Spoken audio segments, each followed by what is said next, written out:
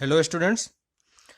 तो previous lecture में हम लोगों ने मॉडुलस देखा था कि मॉडुलस फंक्शन किस तरीके से सॉल्व होता है ना, और उसमें इनइक्वालिटी भी हमने देखी थी। अब हम आते हैं इंडिसेस और लॉगरिदम पे। कुछ लोगों ने ये चीज़ पढ़ रखा होगा पहले ही 10th में, लेकिन फिर भी हम इसको एक बार अच्छे से बेसिक से रिवाइज कर लेते हैं, है ना। इंडिसेस आपने 10th क्लास में पढ़ा होगा, है कि नहीं।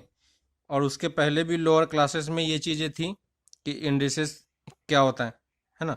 तो इंडिसेस क्या होता है कि हमारे पास प्रोडक्ट है कुछ नंबर का, या एक नंबर का प्रोडक्ट है हमारे पास जो बार बार रिपीट हो रहा है ना। तो अगर हम इसको लिखें तो क्या होगा, ये the product of m factors,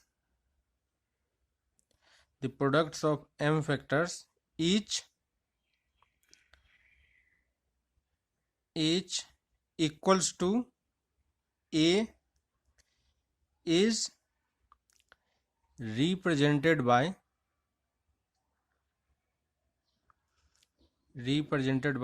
a to the power m, है ना। तो ये हमने पहले ये चीज़ बेसिक चीज़ें हम लोग पढ़ चुके हैं। जैसे अगर हमारे पास a नंबर है और ये कितनी बार रिपीट हो रहा है, m टाइम्स, है ना, यानी हम a को m टाइम्स मल्टीप्लाई कर रहे हैं, तो इसको हम क्या लिख सकते हैं, a to the power m। ठीक है, ये चीज़ हमने 10th में किया था, और उसके पहले भी लोअर क्लासेस में ये सब कुछ हम लोग पढ़ते आ रहे हैं, है ना। इसी को थोड़ा सा और बेटर तरीके से समझने का ट्राई करते हैं कि हमारे पास कोई भी नंबर n होगा, उसको हम इस फॉर्मेट में लिख पाएंगे, a to the power m के फॉर्मेट में, है कि नहीं।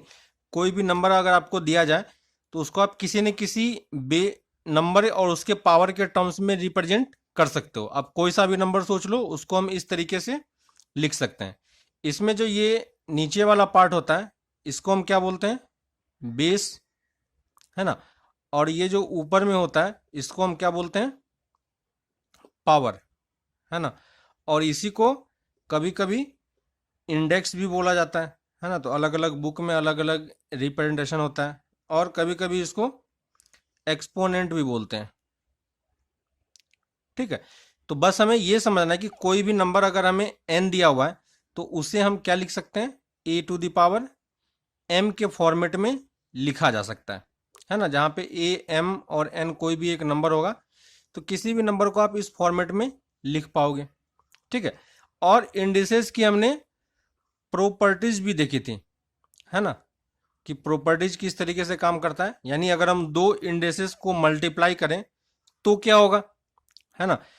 तो यहां पे हमें दिखाई दे रहा है कि एक बेस वाला पार्ट है और एक पावर वाला पार्ट है। तो अभी हम बेस को सेम रख रहे हैं, है ना।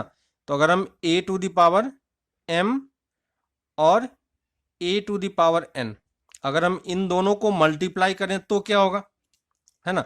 यहां पे हमें ये ध्यान देना है कि दोनों का बेस हमने सेम लिया है। अगर बेस डिफरेंट होगा तो हम ये प्रॉपर्टी यूज नहीं कर पाएंगे। क्लियर। तो a to the power m into a to the power n की वैल्यू किसके इक्वल होगी, तो मल्टीप्लिकेशन में पावर क्या हो जाता है, ऐड हो जाता है ना। ये आपने पहले किया होगा। वैसे ही अगर हमारे पास दो एक्सपोनेंट डिवीजन के फॉर्मेट में, a to the power n और a to the power n, तो डिवीजन में एक्सपोनेंट क्या होता है, सब्ट्रैक्ट हो जाता है उसका पावर। क्लियर है। तो हमें ये चीज याद रखना है कि एक्सपोनेंट जो होता है वो प्रोडक्ट और डिवीजन में यूज होता है। अगर हमारे पास दो एक्सपोनेंट है और उसको हम ऐड कर रहे हैं तो क्या होगा, क्या हम इसके पावर को m प्लस n लिख पाएंगे, दोनों को ऐड कर पाएंगे। तो ये चीज क्या होता है, इक्वल नहीं होता है ना। तो ये चीज हमें ध्यान रखना है। आपके पास बहुत टाइम ऐसे क्वेश्चंस आएंगे जब दो एक्सपोनेंट ऐड हो रहा हो, है ना। तो ऐड में हम पावर को ऐड नहीं करते, सिर्फ मल्टीप्लिकेशन और डिवीजन में पावर ऐड और सब्ट्रैक्ट होता है ना। वैसे ही अगर दो एक्सपोनेंट माइनस हो रहे हो, है ना, तो हम कभी भी इसके पावर को माइनस नहीं करेंगे। क्लियर है। तो ये दो चीज़ें आपको ध्यान रखनी है कि ये चीज़ें जो होती है कभी भी इक्वल नहीं होती है ना। मैक्सिमम टाइम पे हम यही गलती कर जाते हैं ठीक है, तो इस दोनों पॉइंट्स को आपको ध्यान रखना है कि ये गलती हमें नहीं करनी है ना। इसके अलावा आपने और भी ढेर सारी प्रॉपर्टीज पढ़ी होंगी, जैसे अगर हमारे पास किसी भी पावर की वैल्यू अगर जीरो हो जाती है, अगर बेस कोई नंबर है और पावर जीरो हो जाती है, तो ये वैल्यू हमेशा किसके इक्वल होती है? 1 के। लेकिन कंडीशन क्या है कि ए क्या होना चाहिए? नॉट इक्वल टू जीरो, है ना। तो ये इंपॉर्टेंट चीज है, ये चीज हमें ध्यान रखना है कि जब बेस जीरो नहीं हो तभी हम ये चीज 1 बोल सकते हैं, है ना। जब बेस जीरो हो जाएगा और पावर भी जीरो हो जाएगा तो क्या होता है, वो हम लोग आगे 11th में लिमिट्स वाले चैप्टर में पढ़ेंगे, ठीक है। तो अभी के लिए बस हमें ये ध्यान रखना है कि एक्सपोनेंट, ये वाला एक्सपोनेंट कब काम करेगा? जब हमारे पास बेस की वैल्यू जीरो नहीं हो, नॉन जीरो कोई भी क्वांटिटी हो, उसके ऊपर में कोई भी, उसके पावर में अगर जीरो आ जाता है तो उसकी वैल्यू हमेशा कितनी हो जाती है? जीरो हो जाती है, ठीक है। वैसे ही अगर एक एक्सपोनेंट के और एक इंडिसेस के पावर में एक और पावर आता है ना, तो यहाँ पे ये दोनों पावर किस में आ जाता है? मल्टीप्लिकेशन में। तो इन दोनों पावर को आप आपस में मल्टीप्लाई कर सकते हो, ठीक है। वैसे ही अगर हमारे पास डिवीजन के फॉर्म में हो, है ना, यानी 1/a⁴m के फॉर्म में हो, है ना, तो ये आपको याद होगा कि जब ये ऊपर जाएगा तो ये क्या बन जाता है? a⁻⁻m। क्लियर है? तो ये सब बेसिक चीज है, ये आप कर चुके होगे। अगर नहीं किया है तो बस इस चीजों को ध्यान रखना। वैसे ही हमने रूट के टर्म में पढ़ा था, तो रूट ए को हम पावर के टर्म में कैसे लिख पाएंगे? a⁻1/2, है ना। यहाँ पे कुछ भी नहीं है तो कितना हो जाता है? 2। अगर यहाँ पे 3 लिखा होता तो हम इसको क्या लिख पाते? a⁻1/3, है ना। तो इस सर्ड के यहाँ पे अगर कुछ नंबर लिखा हुआ वो उसके 1/, के टर्म्स में रिप्रेजेंट होता है, ठीक है। अगर हम इसी को इन जनरल फॉर्मेट में लिखें, a⁻, यहाँ पे मान लो हमने q लिख दिया, कोई भी नंबर, तो इसको हम पावर के टर्म में कैसे लिख पाएंगे? a⁻1/q, है कि नहीं। वैसे ही अगर हमारे पास ऐसा कुछ टर्म हो, यहाँ पे तो q था लेकिन इसके रूट के अंदर में भी हमारे पास यहाँ पे p है, तो हम इसको पावर के टर्म में कैसे लिखेंगे? तो ये कितना हो जाएगा? a⁻p/q, है ना। पावर तो पहले से था, ये डिनोमिनेटर में आ जाएगा 1/, के टर्म्स में। तो ये सब चीजें आई होप कि आप लोग कर चुके होंगे, इसमें कोई प्रॉब्लम नहीं हो रही होगी आपको, है ना। ये सब आपने 9th 10th में या 8th में ये सब चीजें आप लोगों ने किया होगा। तो बस ये बेसिक रिवीजन है, क्योंकि हम इसका यूज आगे करने वाले हैं, इसलिए हम इस चीज को अभी देख रहे हैं, ठीक है। वैसे ही आपने प्रोपोर्शन के भी कुछ प्रॉपर्टी पढ़े थे, है ना, याद होगा आपको। ये भी आपने लोअर क्लास में देखा होगा, ठीक है। जैसे अगर हमारे पास दो प्रोपोर्शन होते हैं, a/b = c/d, है ना, तो इसी चीज को हम इस तरीके से भी रिप्रेजेंट करते हैं। a, ये सिंबल होता है कॉलन का, =c, ठीक है। तो ये एक रिप्रेजेंटेशन है इस टाइप के रेशियो का, है ना। तो ये भी शायद आपने किया होगा, है ना, लेकिन ये ध्यान रखना कि ये इस तरीके से होता है। और इसी चीज को हम इस तरीके से भी लिखते हैं कभी कभी, या बुक में आप कहीं पे देखोगे तो वो =, का साइन यूज नहीं करके ये 4 डॉट्स यूज करते हैं, है ना। तो इसका मतलब भी क्या है? सेम वही मतलब है, a/b = c/d, ठीक है। तो ये सब अलग अलग रिप्रेजेंटेशन है, क्योंकि आप कोई भी बुक फॉलो करोगे या कहीं भी इस टाइप के क्वेश्चंस देखोगे तो आपको समझ में आना चाहिए कि ये चीजें सेम ही चीज है ना, अलग अलग तरीके से बस रिप्रेजेंट किया गया। वैसे ही आपने ये भी देखा होगा कि अगर हमारे पास a/b = c/d हमें अगर दिया हुआ है, ठीक है, तो इफ a/b = c/d, तो हम इसको क्या लिख सकते हैं? आप इसको इन्वर्ट भी कर सकते हो, है ना, और इसको आप रिवर्स भी कर सकते हो, यानी b by a equal to d by c. तो हमने दोनों तरफ इसको डिनोमिनेटर को न्यूमरेटर और न्यूमरेटर को डिनोमिनेटर में ले गए, तो इसमें कोई कोई फर्क पड़ेगा क्या? नहीं होगा। फिर भी ये चीजें क्या होंगी? इक्वल होंगी। और इसी को हम क्या बोलते हैं? इनवर्टेंडो, है ना, बस नेम है, आपने शायद किया होगा या नहीं भी किया होगा, तो बस नाम एक बार देख लो, है ना। ये कभी यूज नहीं होगा, कभी पूछा नहीं जाएगा, लेकिन फिर भी बुक्स वगैरह में ये चीजें लिखी रहती है, तो वो हमें ध्यान में होना चाहिए, ठीक है। वैसे ही आपने ये भी देखा होगा कि अगर हमारे पास a by b equal to c by d दिया हुआ है, तो हम इसको c को नीचे और b को उस तरफ लेके जा सकते हैं। तो इसको हम क्या लिख सकते हैं? a by c equal to b by d, है ना। और इसको हम क्या बोलते हैं?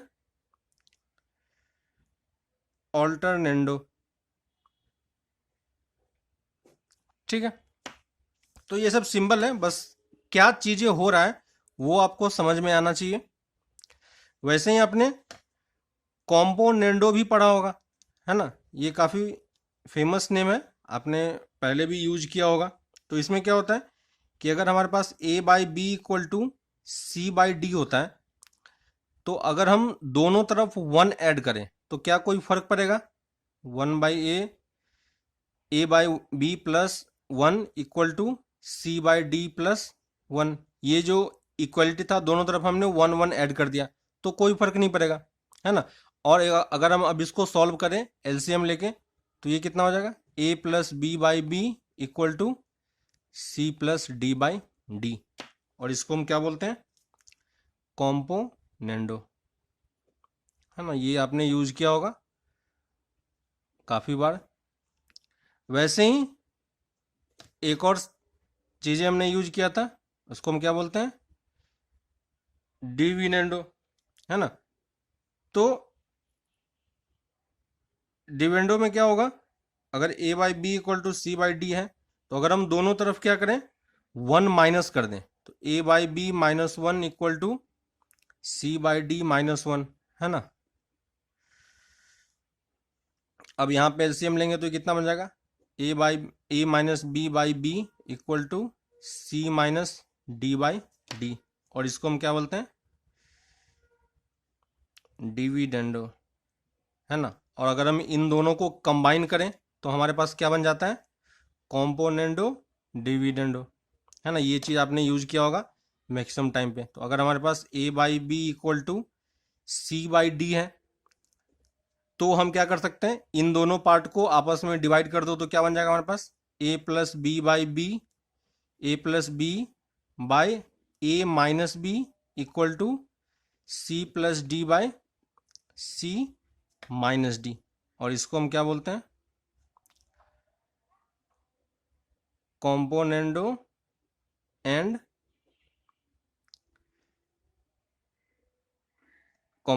डिविडेंडो, ठीक है। तो ये सब बेसिक चीजें हैं, ये सब आप ऑलरेडी कर चुके होगे, इसमें कोई प्रॉब्लम नहीं होगी शायद, ठीक है। तो हम अब इन सब बेसिक को जानने के बाद अब हम स्टार्ट करते हैं लॉगरिदम, है ना। तो लॉगरिदम क्या होता है और कैसे रिप्रेजेंट होता है, वो हम एक बार देखते हैं, ठीक है। तो अगर हमारे पास, आपको याद होगा कि जस्ट अभी हमने किया था कि किसी भी नंबर को रिप्रेजेंटेशन ऑफ नंबर, तो लॉगरिदम क्या होता है एक्चुअली में? किसी भी नंबर को रिप्रेजेंट करने का एक तरीका है, ठीक है। तो अगर हम कोई भी एक पॉजिटिव नंबर कंसीडर करें, है ना, तो for every positive real number, है ना, और इस पॉजिटिव रियल नंबर को अगर हम n एज्यूम कर लें, ठीक है, तो किसी भी पॉजिटिव रियल नंबर n को हम दो टाइप से रिप्रेजेंट कर सकते हैं, ठीक है। एक टाइप जस्ट हमने अभी पढ़ा है, कौन सा टाइप है? जिसे हम बोलते हैं इंडिसेस फॉर्म, है ना। तो किसी भी रियल नंबर, लेकिन ये रियल नंबर क्या होना चाहिए? पॉजिटिव होना चाहिए, है ना। तो यहां पे हम n को क्या लेके चल रहे हैं? ग्रेटर देन 0 लेके चल रहे हैं, है ना। तो ये आपको अभी समझ में आएगा कि हम ग्रेटर देन 0 ही लेके क्यों चलते हैं, नेगेटिव के लिए इसको हम सॉल्व क्यों नहीं करते हैं, है ना। तो वो हम अभी आगे देखते हैं। बस अभी हम ये एज्यूम करके चल रहे हैं कि n को हमें क्या लेना है, पॉजिटिव लेना है। तो कोई भी नंबर अगर n हो तो हमें याद है कि इंडिसेस में उसको हम कैसे लिख सकते हैं, तो किसी भी नंबर n को हम a to the power x के फॉर्म में लिख सकते हैं, है ना। यहाँ पे x क्या होता है, पावर होता है, याद होगा आपको, अभी जब इसको इंडेक्स बोला था, है ना। और ये a क्या होता है, बेस होता है, ठीक है। अब देखो कि यहाँ पे एक ऑब्वियस सी चीज आपको दिखाई दे रही होगी कि हम बेस को क्या नहीं ले सकते हैं, बेस को हम 0 नहीं ले सकते हैं। क्यों नहीं ले पाएंगे, क्योंकि अगर आप बेस को 0 लोगे तो 0 की पावर कुछ भी होगी वो हमेशा हमें क्या देगा, 0 ही देगा। तो किसी भी नंबर, रियल नंबर n को हम 0 के इक्वल तो नहीं कर सकते हैं, है ना। तो इन जनरल टर्म्स में हम बात करें तो कोई भी नंबर अगर हम चूज करते हैं तो बेस कितना होना चाहिए हमारा, 0 के इक्वल नहीं होना चाहिए, है ना। ये ऑब्वियस सा रिजल्ट है। वैसे ही आपको ये चीज भी दिखाई दे रहा होगा कि बेस को हम 1 भी नहीं ले सकते। क्यों नहीं ले पाएंगे, 1 की पावर कुछ भी होगी फिर भी हमें क्या मिलेगा, 1 ही मिलेगा। तो इस 0 और 1 के केस में हमें एक ऑब्वियस सा रिजल्ट 0 और 1 ही मिलता है, इसलिए हम इसको ये एज्यूम नहीं करते हैं। तो बेस को हम कभी भी 0 और 1 एज्यूम नहीं करेंगे, क्लियर कि नहीं। तो बेस हमारा क्या होना चाहिए, 0 और 1 नहीं होना चाहिए किसी भी केस में। अब ये पावर क्या हो सकता है, तो ये x जो है रियल नंबर में कुछ भी हो सकता है, कोई फर्क नहीं पड़ता, है ना। तो यहाँ पे हम पावर को x से डिनोट कर रहे हैं और बेस को a से डिनोट कर रहे हैं। और ये n क्या है हमारे पास, एक नंबर है, जो नंबर हमें निकालना है। तो अगर हमें पावर और बेस दिया हुआ है तो हम नंबर निकाल सकते हैं, या अगर कोई नंबर हमें दिया हुआ है तो उस पर्टिकुलर नंबर के लिए हम a और x फाइंड कर सकते हैं इस तरीके से कि a 0 और 1 के इक्वल नहीं हो और x रियल नंबर में कुछ भी हो जाए, है ना। तो ये ऑलरेडी हम अभी तक यही कुछ हम लोग पढ़ते हुए आए कि किसी भी नंबर को हम पावर और बेस के टर्म में रिप्रेजेंट कर सकते हो, ठीक है। अब कोई सा भी एक नंबर सोच लो, कुछ भी नंबर, आप एक ऐसा बेस और एक ऐसा पावर सोच पाओगे जिसके लिए वो नंबर इक्वल होगा, तो हम a और x निकाल सकते हैं, क्लियर है। यही जो n है हमारे पास, इसी n को रिप्रेजेंट करने का एक और तरीका होता है जिसे हम क्या बोलते हैं, लॉगरिदम, है ना। तो इसे हम लॉगरिदम बोल रहे हैं, ठीक है। अब ये लॉगरिदम डिफाइन कैसे होता है, तो अगर हमारे पास अभी जस्ट हमने लिया है कि अगर हमें किसी भी नंबर n दिया हुआ उसको हम इंडिसेस के फॉर्म में लिख पा रहे हैं, यानी n इक्वल टू अगर a by a to the power x है, तो हम इसको लॉग में जब कन्वर्ट करते हैं तो ये क्या बनता है ना। तो इसी नंबर को हम दूसरे तरीके से लिख रहे हैं, x equal to log n base a, ठीक है। अब इसको हम पढ़ेंगे कैसे, तो पहले हम पढ़ना सीख लेते हैं कि ये इसको हम कैसे पढ़ेंगे। तो ये क्या हो गया, लॉग n बेस a, है ना। तो यहां पे हमारे पास ये इसको पढ़ने का तरीका है, ठीक है। ये हमें इसमें कैसे रीड करना ये चीज समझ में आ गया। तो x किसके इक्वल है, x को हम क्या लिखेंगे, लॉग n बेस a, है ना। तो यहां पे हमें लॉग में हमें हमेशा क्या डिफाइन करना होगा, बेस डिफाइन करना होगा, ठीक है। तो अब हम लॉग पे आ जाते हैं, क्योंकि इंडिसेस वाला पार्ट हम लोग कर चुके हैं। तो अब हम लॉगरिदम में देखते हैं। तो जस्ट हमने अभी रिप्रेजेंटेशन का अलग तरीका दिखा कि अगर हमारे पास a to the power x है n, तो इसको हम इस तरीके से भी लिख सकते हैं, x equal to log n base a, है ना। तो जिस तरीके से पढ़ो उसी तरीके से लिखना भी है ना। ये लॉग, ये जो a है ये इसके नीचे है, ठीक है। और ये n यहाँ पे है, ये इसका मतलब ये नहीं कि ये इसके पावर में, ठीक है। यहाँ पे ये पावर में नहीं है। तो इसको अगर हम इस तरीके से समझें तो ये हमारे पास लॉग लिखा हुआ है, ठीक है। और एक पोजीशन हमारे पास यहाँ पे है और एक पोजीशन हमारे पास यहाँ पे है, ठीक है। इस पोजीशन पे जो नंबर आएगा उसको हम क्या बोलेंगे, बेस, ठीक है। और यहाँ पे जो आएगा उसे हम नंबर बोल रहे हैं, क्लियर है। तो इसको हमने पढ़ने का तरीका सीख लिया। तो x इक्वल टू अगर हमारे पास log n बेस a है, ठीक है, तो इस a को हम क्या बोलते हैं, बेस, है ना। n क्या है हमारे पास, एक नंबर है, और x क्या है हमारे पास, पावर होगा, है ना। ये चीज हमें कहां से पता चला, इस वाले से, क्योंकि हमने स्टार्टिंग हमने यहीं से किया था, है ना। किसी भी नंबर को हम a to the power x के टर्म में लिख सकते हैं। तो ये x को हमने इस तरफ लिखा और बाकी वाले टर्म को हमने log के टर्म में इस तरीके से रिप्रेजेंट किया है। क्लियर है। तो x equal to log n base a। तो अब आपको इसमें सारे टर्म्स क्लियर होंगे, है ना।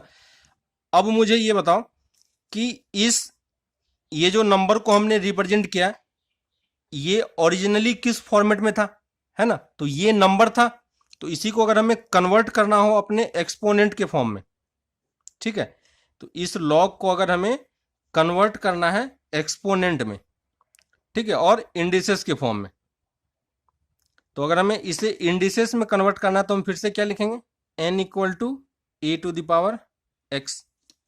ये चीज समझ में आ रहा होगा, है ना। तो ये चीज यहां पे ध्यान दो कि n कहां पे है, a कहां पे है और x कहां पे है, ठीक है।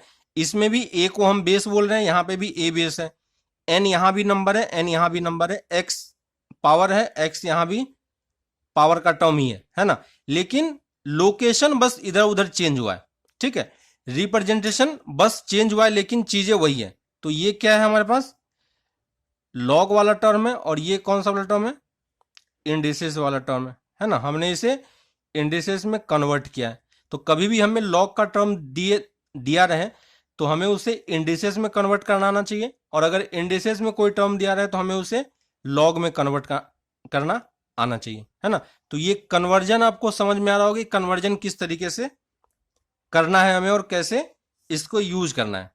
क्लियर है। तो अब देखो आप यहां पे कि इस x इक्वल टू जो हमने ये लिखा और n इक्वल टू हमारा पहले ये था, है ना। तो यहां पे हमने a को क्या क्या नहीं लिया था, है ना। तो क्योंकि हमने इसी को इस तरीके से लिखा है ना, ये दोनों आपस में कन्वर्टेबल है। तो अगर हमने इसी को इस तरीके से लिखा है तो जो रूल यहां पे एप्लीकेबल था वही सब रूल यहां पे भी एप्लीकेबल होगा, है ना। तो ये लॉग जो है वो हमारा डिफाइन कहां कहां पे है, ये चीज समझ में आ रही होगी आपको, कि अगर हमें पता करना है कि लॉग डिफाइन कहां कहां पे है ना, और व्हेन लॉगरिथम इज डिफाइन, है ना। तो ये इंपॉर्टेंट चीज है कि आपको ये समझना है कि लॉग पहले हमारा डिफाइन होना चाहिए, है ना। क्योंकि अगर लॉग आपका डिफाइन नहीं है तो क्वेश्चन हम उसको सॉल्व नहीं करेंगे। क्लियर है। तो अब देखो कि हमारे पास लॉग के टर्म में अगर हम ये लिखें तो लॉग ए एन बेस ए ये होगा, ठीक है। अब देखो एक्स एन ए इन सबको भूल जाओ, कोई फर्क नहीं पड़ता उससे, बस हमें ये याद रखना है कि ये जो पोजीशन है ये बेस का पोजीशन है, ये एक नंबर का पोजीशन है, और ये उसका पावर का टर्म है, ठीक है। इसको कैसे कैलकुलेट करते हैं वो भी हम सीखेंगे। तो पहले हमें देखना है कि ये वाला पार्ट डिफाइन कहां पे होता है ना। तो देखो कि इंडिसेस वाले पार्ट में जब हमने किया था तो हमने एक बेस को क्या क्या नहीं लिया था। तो बेस हमारा क्या होना चाहिए, ए 0 के इक्वल नहीं होना चाहिए। क्लियर है। वैसे ही ए जो है वो 1 के इक्वल भी नहीं होना चाहिए, है ना। ये चीज हमने प्रीवियस वाले पार्ट से किया हुआ था, ठीक है। वैसे ही एन हमारा हमने स्टार्टिंग में क्या एज्यूम किया था, तो एन हमारा क्या होना चाहिए, ये पॉजिटिव क्वांटिटी हमने लिया था, है ना, पॉजिटिव रियल नंबर लिया था, याद होगा आपको। और अब देखो कि अगर हमारे पास n equal to a to the power x है, n हमारा ऑलरेडी पॉजिटिव है ना, और a को हम 0 और 1 नहीं ले रहे हैं, ठीक ना। x की पावर में कुछ भी हो तो क्या ये, अगर ये नंबर है हमारे पास, इसके पावर में कुछ भी हो, तो अगर ये क्वांटिटी पॉजिटिव है इसका मतलब ये क्वांटिटी भी पॉजिटिव होना चाहिए, है ना। और अगर ये क्वांटिटी पॉजिटिव इसका मतलब ये वाला बेस भी क्या होना चाहिए, पॉजिटिव होना चाहिए।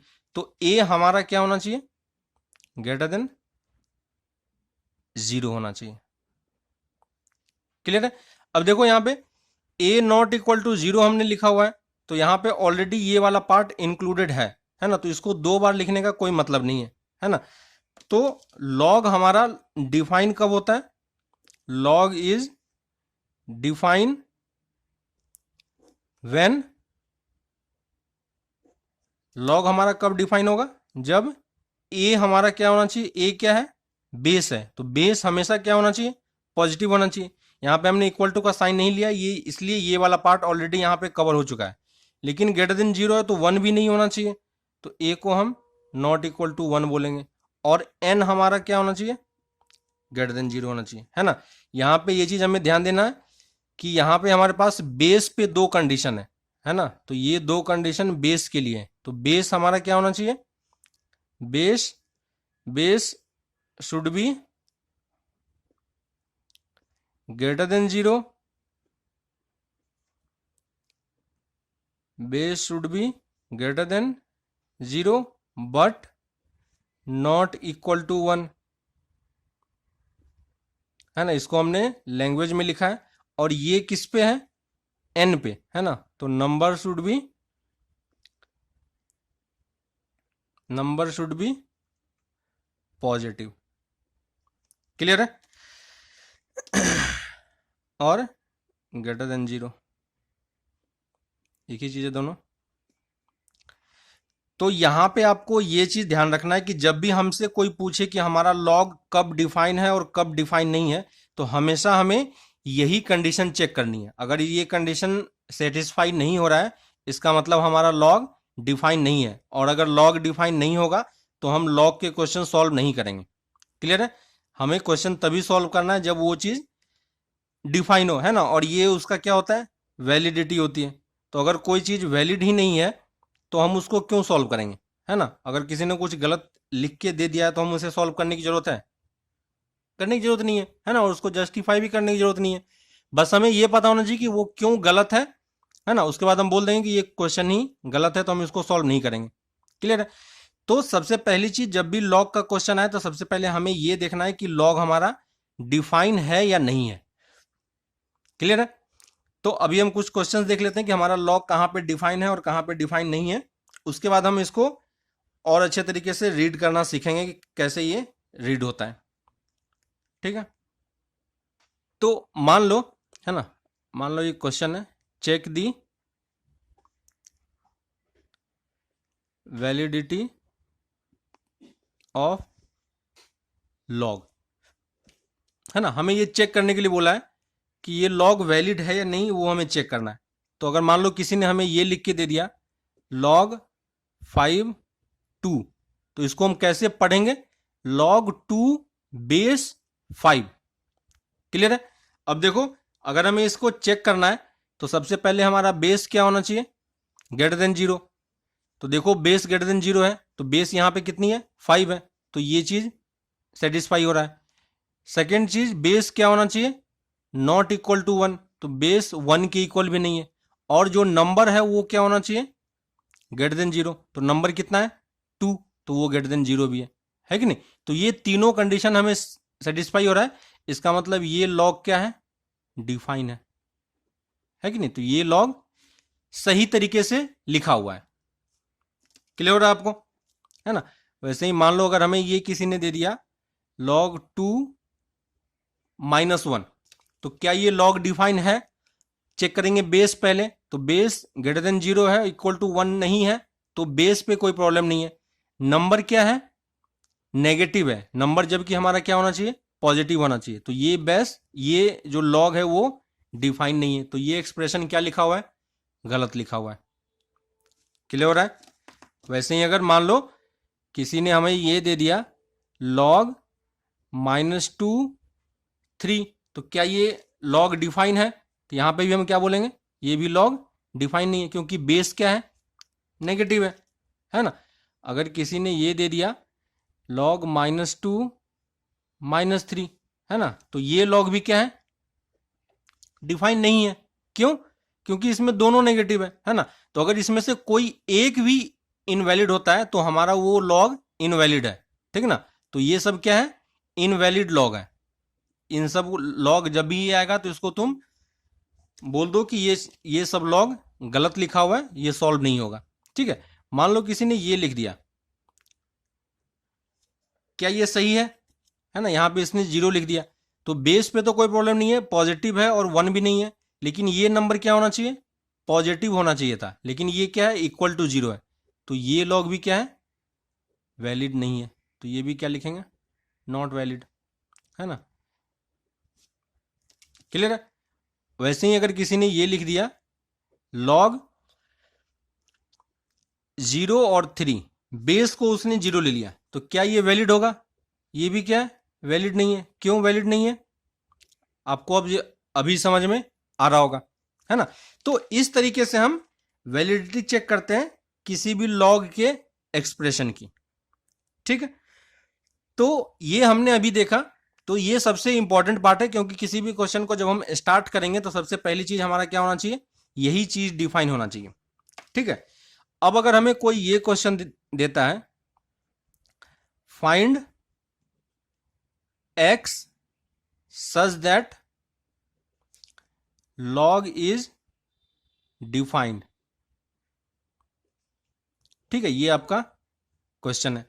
अब देखो कि जस्ट हमने अभी किया है कि अगर हमारे पास कोई भी नंबर दिया हुआ है ना, और लॉग को हम किस तरीके से लिखते हैं, इस तरीके से, लॉग ए और बी, है ना। तो यहाँ पे हमारे पास दो नंबर है ए और बी, तो अगर हमें लॉग की वैलिडिटी चेक करनी है तो ए और बी की चेक करनी है, तो यहाँ पे जो नंबर होगा वो दोनों कंडीशन, 3 कंडीशन सेटिस्फाई करना चाहिए मिला के, है ना। तो देखो यहाँ पे कि मान लो हम एक क्वेश्चन ले लेते हैं, उसने एक क्वेश्चन दिया कि मान लो एक लॉग लिखा हुआ है, लॉग 3 और x। अब ये पूछ रहा है कि ये लॉग x की किस वैल्यू के लिए डिफाइन है ना। तो सबसे पहले हम क्या चेक करेंगे, बेस पे, तो बेस देखो यहां पे क्या है, ग्रेटर देन 0, और बेस नॉट इक्वल टू 1, है ना। तो बेस पे हमें कोई प्रॉब्लम नहीं है, तो बेस वाला पार्ट क्या हो रहा है, सेटिस्फाई हो रहा है। जो ये नंबर वाला पार्ट है, ये नंबर वाला पार्ट क्या क्या होना चाहिए था, ग्रेटर देन 0, है कि नहीं, जस्ट अभी हमने किया था। तो ये जो नंबर है, ये नंबर हमारा क्या होना चाहिए, ग्रेटर देन 0, और नंबर के जगह पे इसने क्या लिख रखा है, x लिख रखा है, तो x हमारा क्या होना चाहिए, greater than 0।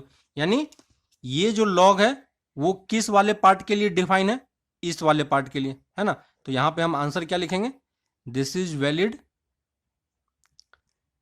Valid for x belong to 0 to infinity, है कि नहीं, जैसे हमने इंटरवल फॉर्म में लिखना सीखा था।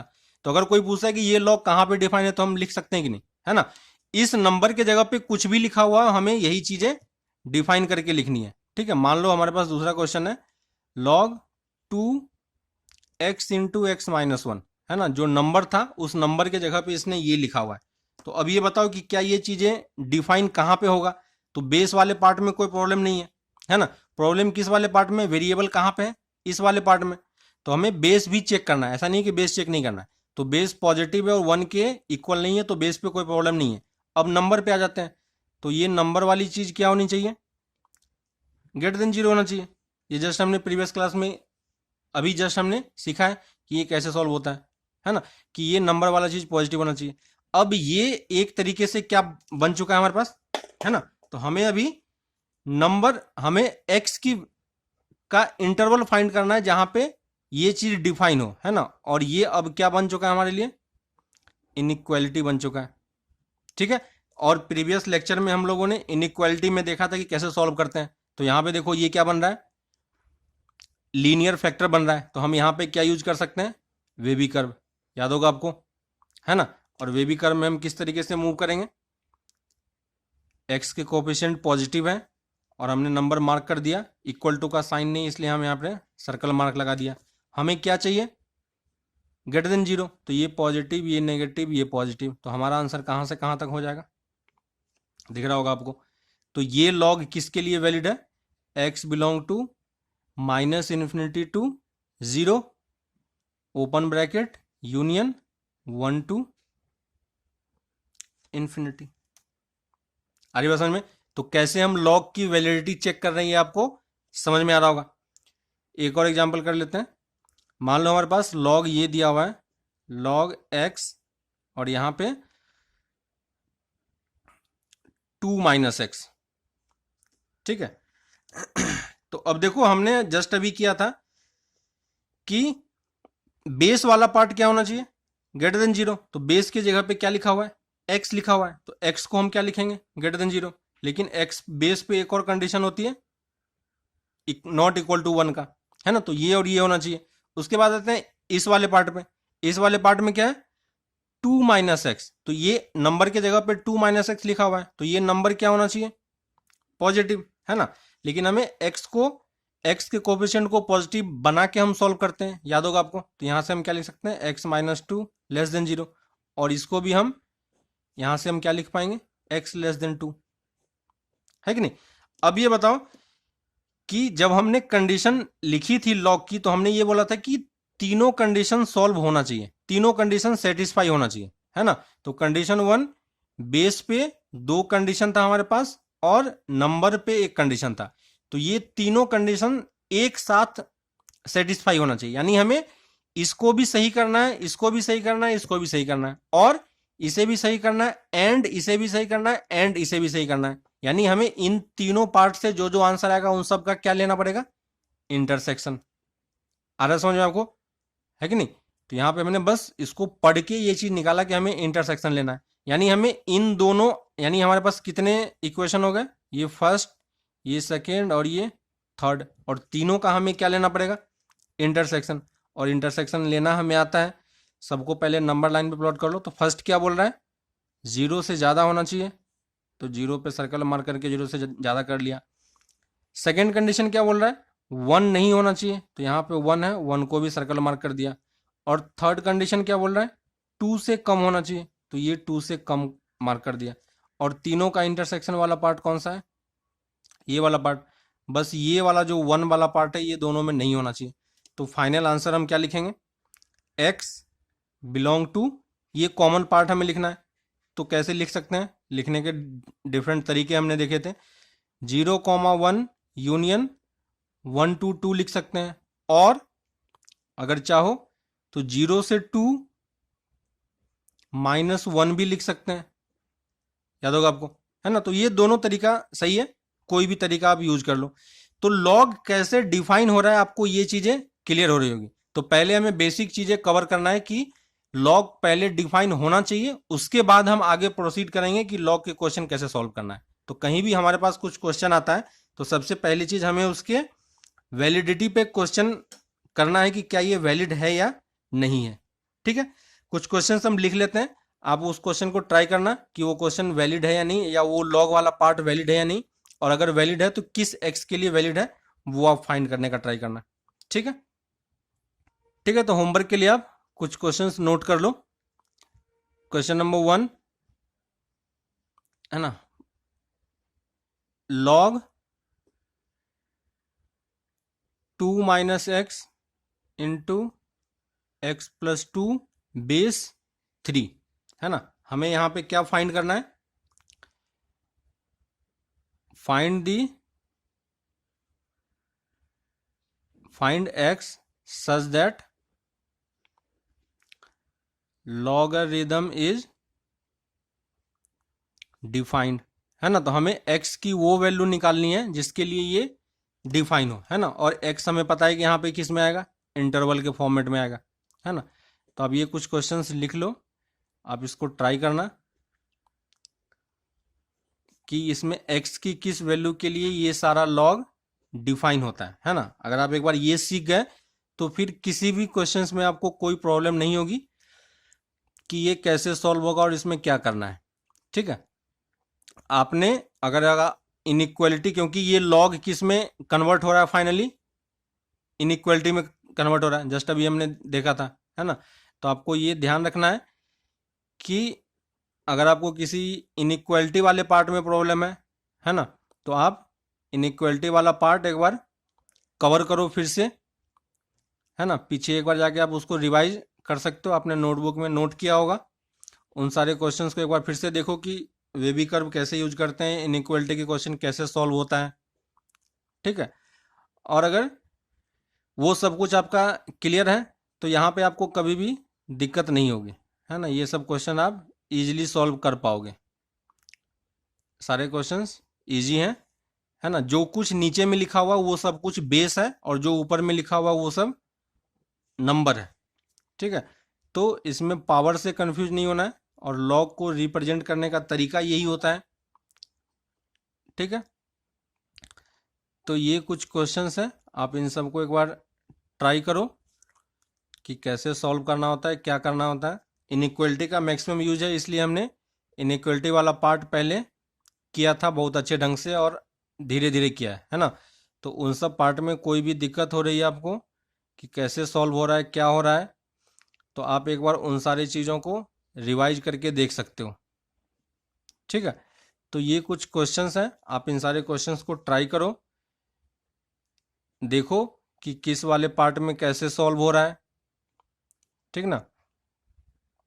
कहाँ पे क्या मेथड यूज हो रहा है, मैक्सिमम टाइम पे इनइक्वलिटी ही यूज होगी इसमें, ठीक है। तो ये सारे क्वेश्चंस इजी है, कुछ भी टफ नहीं है इसमें, है ना। सारे क्वेश्चंस आपको इनइक्वलिटी में कन्वर्ट हो जाएगा तो क्वेश्चन आप कर पाओगे, कोई भी दिक्कत नहीं होगी, ठीक है। कुछ भी नंबर हो, बेस हो, फर्क नहीं पड़ता उससे, हमें ये पता है कि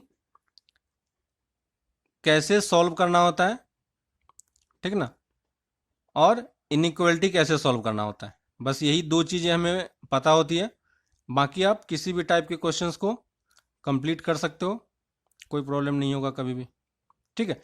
तो ये सारे क्वेश्चंस आप ट्राई करो एक बार फिर से, ठीक है। कहीं भी कोई डाउट होता है तो हम उसको डिस्कस कर लेंगे। आप इन सब क्वेश्चन को ट्राई करो, एक बार आप ये समझ जाओगे कि लॉग कहाँ पे वैलिड है ना। उसके बाद हम आगे क्वेश्चन इजीली सॉल्व हो जाएगा। आगे कुछ भी नहीं है, मेन पार्ट यही है कि अगर आपको ये समझ में आ रहा है कि ये सब क्वेश्चन कैसे सॉल्व होता है तो फिर कोई प्रॉब्लम नहीं होगी, ठीक है। तो आप ये क्वेश्चन सब ट्राई करो, और फिर हम नेक्स्ट क्लास में इसी लॉग को आगे कंटिन्यू करते हैं कि लॉग के इक्वेशंस को कैसे सॉल्व करते हैं, उसकी इनइक्वालिटी को कैसे सॉल्व करते हैं, ठीक है। तो फिर हम लोग नेक्स्ट क्लास में मिलते हैं, ठीक है। तब तक आप ये क्वेश्चन ट्राई करो। Okay, bye.